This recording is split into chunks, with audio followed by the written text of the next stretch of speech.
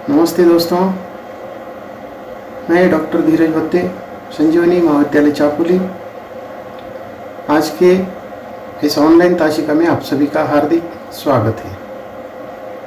BA तृतीय वर्ष के हिंदी साहित्य का इतिहास इस नवे प्रश्न पत्र में हम भक्तिकालीन साहित्य की सामान्य विशेषताओं को हम देख रहे हैं। इसके पूर्व की ताशिका में हमने भक्ति काल की प्रमुख जो विशेषता है उनमें से 6 विशेषताओं को हमने देखा था। आज के इस ताशिका में अन्य जो 6 विशेषता हैं उसकी हम चर्चा करेंगे।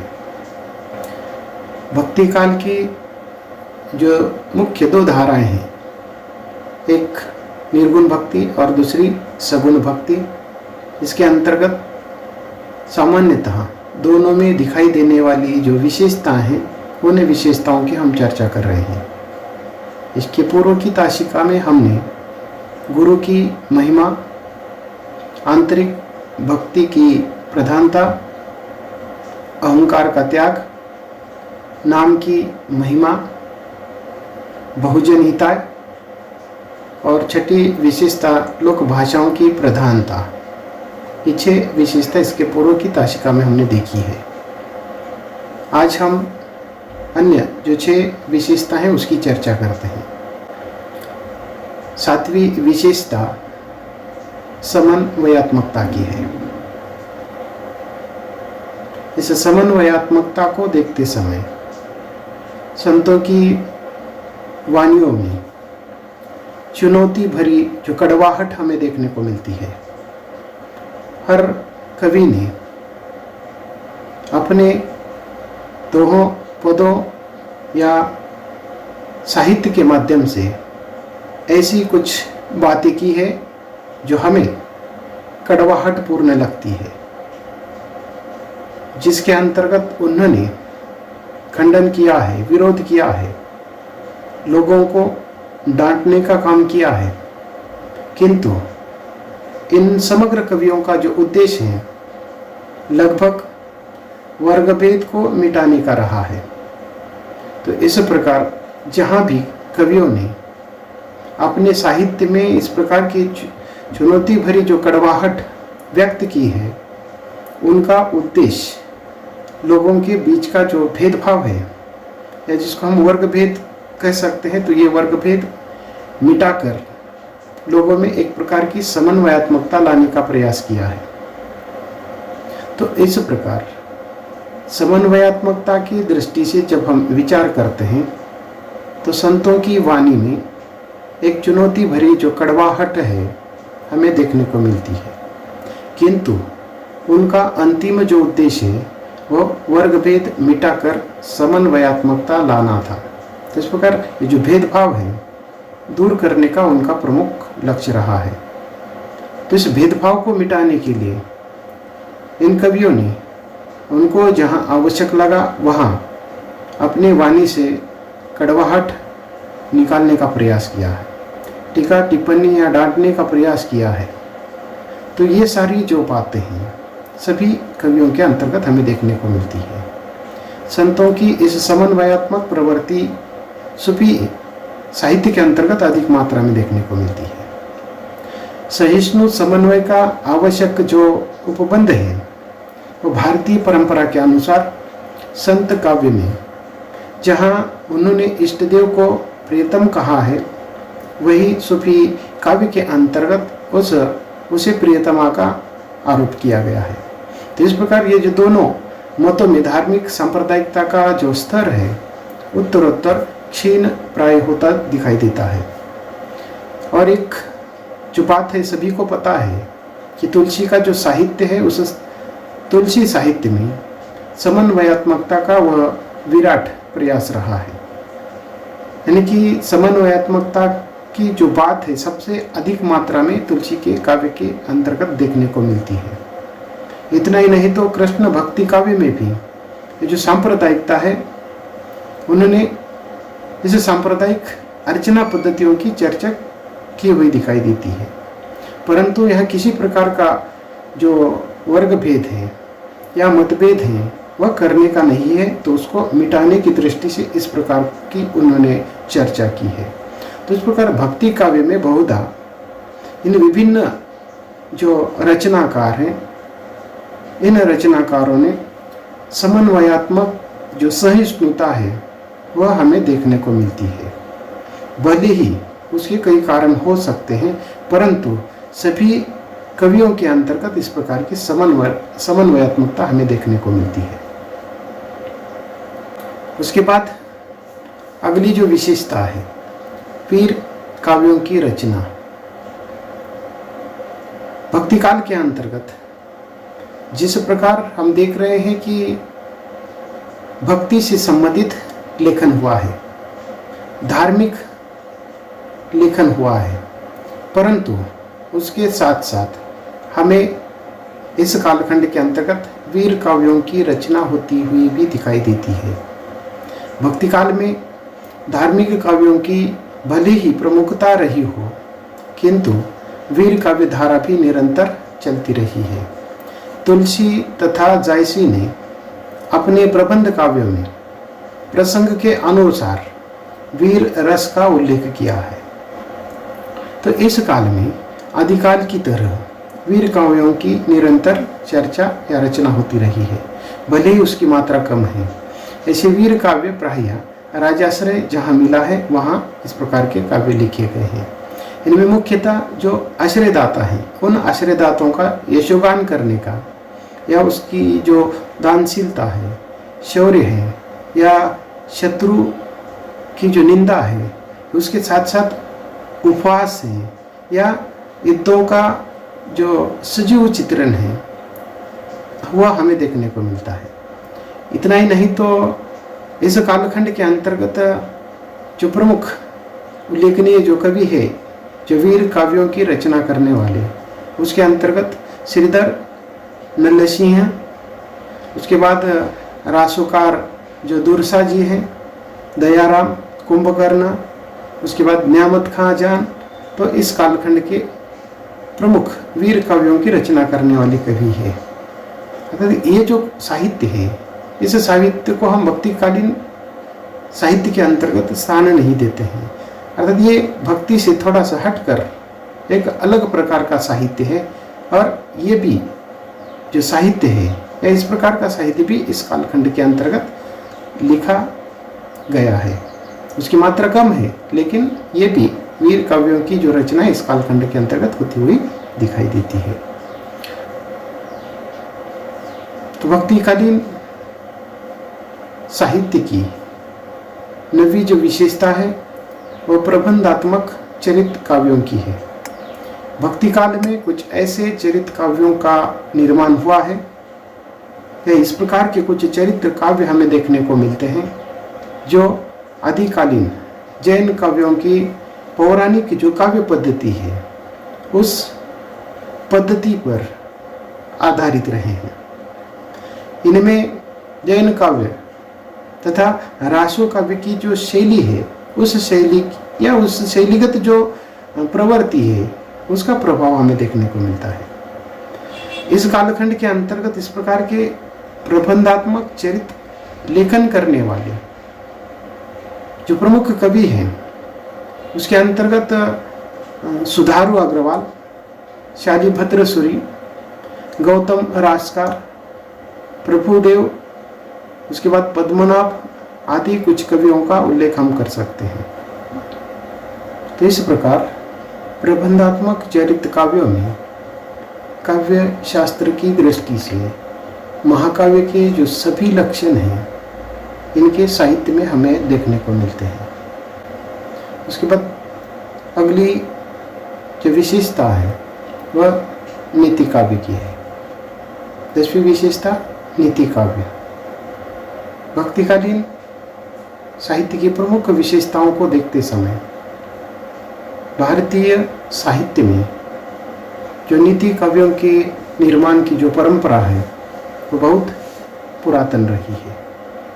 वेद, रामायण, महाभारत या विभिन्न पुराणों तथा अन्य काव्यों में नीतिपरक जो उपदेश हैं हमें देखने को मिलते हैं। संस्कृत साहित्य से ये जो परंपरा शुरू हुई है वह आगे चलकर पाली प्राकृत अपभ्रंश होते हुए आदिकालीन नाथों और सिद्धों के साहित्य में तो इस प्रकार की अनेक नीतिपरक सूक्तियाँ देखने को मिलती है।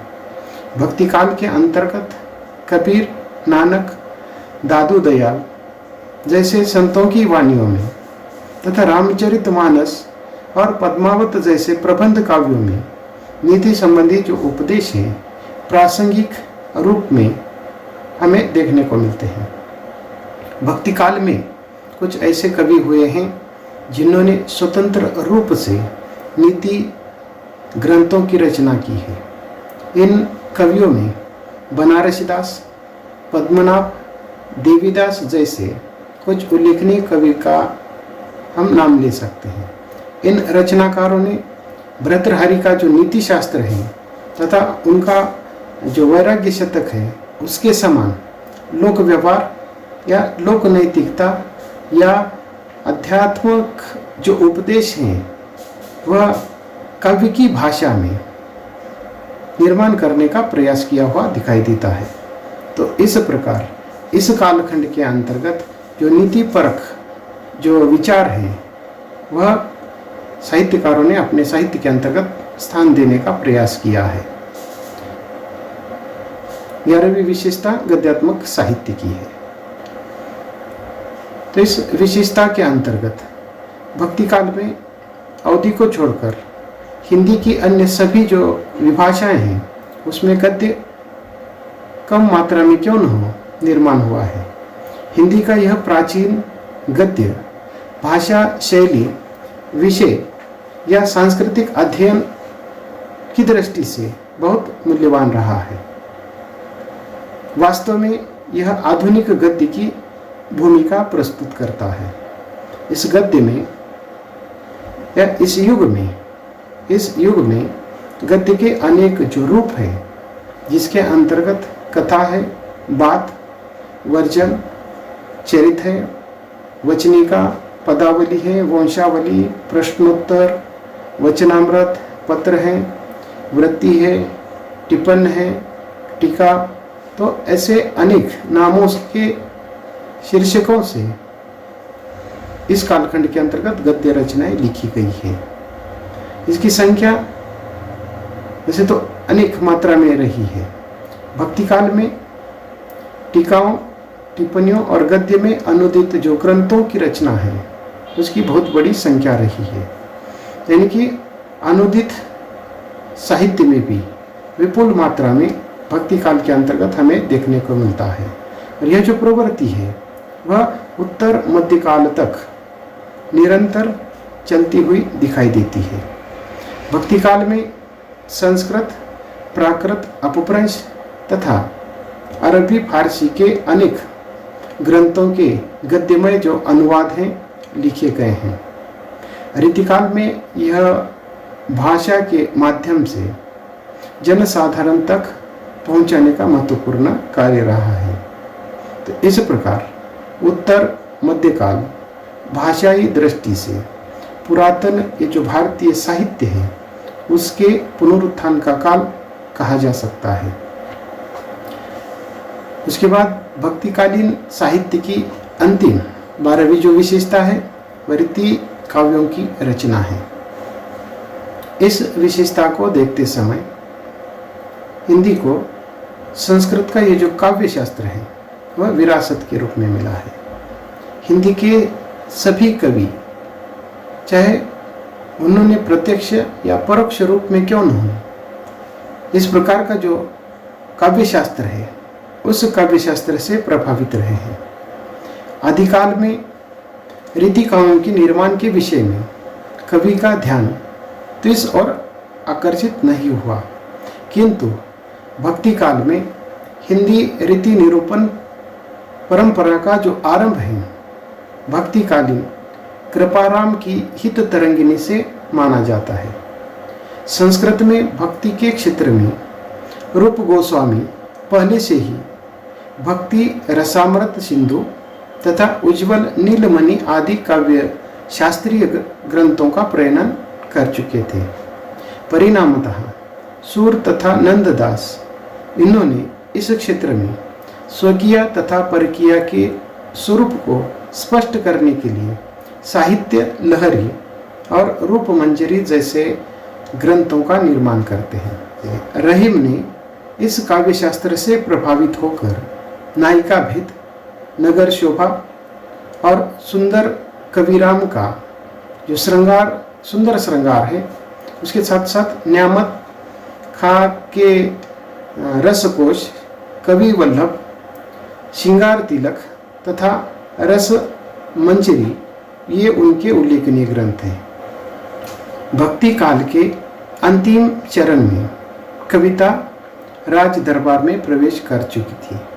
इस प्रकार भक्तिकालीन अंतिम जो चरण है, तो इस अंतिम चरण में हम देखते हैं कि कुछ कवि राज दरबार में पहुंच गए थे। भक्तिकाल के पूर्व का जो काल है, आदिकाल, हम देखते हैं कि आदिकाल के अधिकतर जो कवि है राज दरबारी कवि रहे हैं और उन्होंने उसी प्रकार दरबार से संबंधित साहित्य लेखन किया है।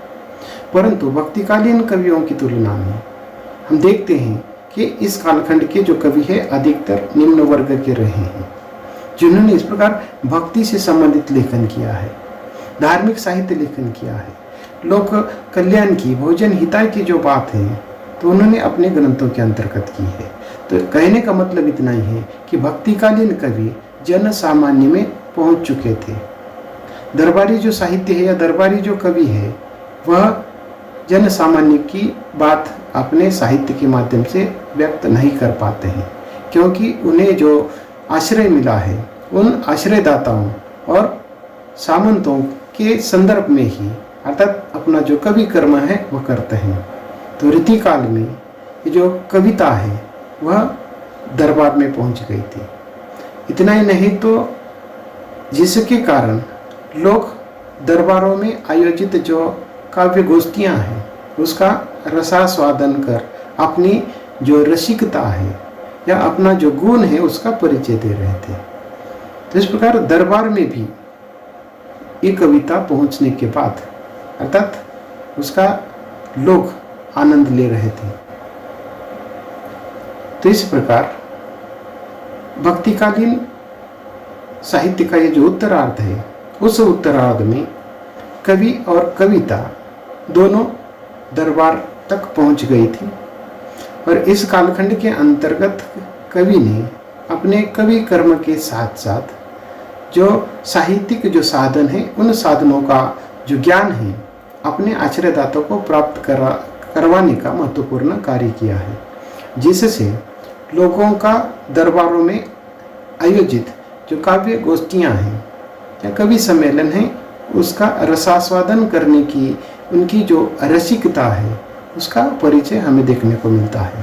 तो इस प्रकार भक्तिकाल के बाद का जो कालखंड है रीतिकाल में ये जो कविता है, इस कविता की जो प्रवृत्ति है भक्ति काल से भी अधिक प्रबल होती हुई दिखाई देती है और उसका पूर्ण जो परिपाक है रीतिकाल में होता हुआ हमें दिखाई देता है। भक्ति काल की ये जो 12 विशेषताएं हैं, भक्ति काल के जो 2 शाखाएं हैं निर्गुण भक्ति और सगुण भक्ति, उसके अंतर्गत हमें देखने को मिलती है। तो इस प्रकार एक महत्वपूर्ण जो प्रश्न है भक्ति काल की सामान्य विशेषताओं को लेकर आ सकता है। आज के लिए बस इतना ही, यहाँ रुकते हैं। धन्यवाद।